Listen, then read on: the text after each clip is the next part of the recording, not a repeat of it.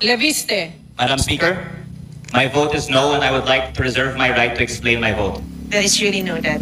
Please proceed, Secretary General.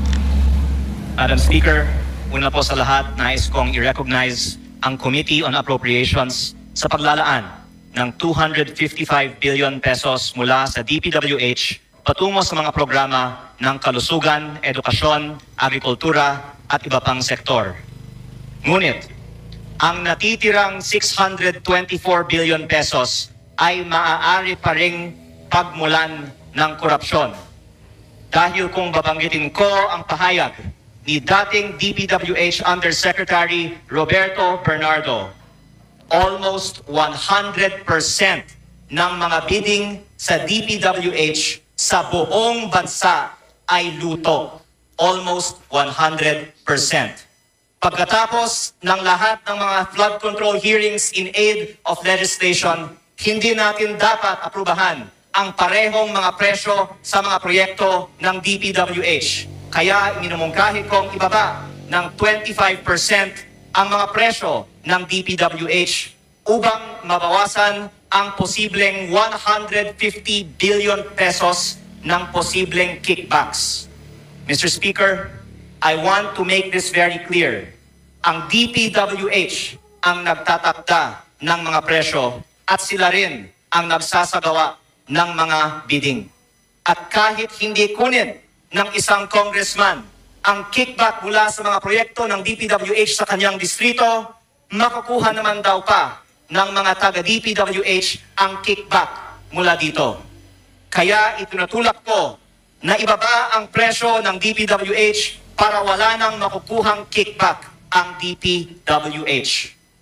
The only thing necessary for evil to triumph is for good men to do nothing, dear colleagues. I believe that our distinguished colleagues here are good men. That many of us here want to end kickbacks in DPWH, but assume this is impossible.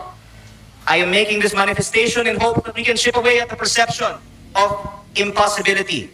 Maaari nating wakasan ang kickbacks sa ilang distrito ng DPWH at balang araw sa buong DPWH.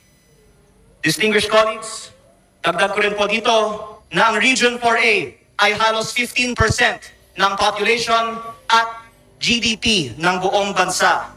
Pero nakakakuha ng mahigit kumulang 10% lamang ng budget ng DPWH. Kaya dahil nandito po ako sa seksyon ng mga kinatawan ng Batangas, Cavite, Laguna, Quezon at Rizal, nakikiusap po ako na kung sa susunod na bersyon itong panukalang budget ng 2026, may savings ang mga presyo ng DPWH, sana dagdagan naman ang share ng budget ng mga distrito ng Region 4A.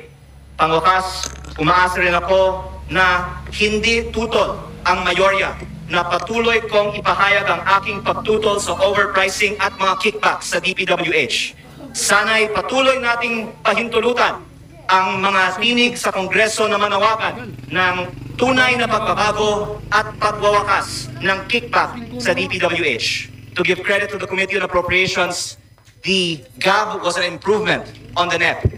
At umaasa po ako na ang GAA ay magiging improvement sa GAB. Maraming salamat po.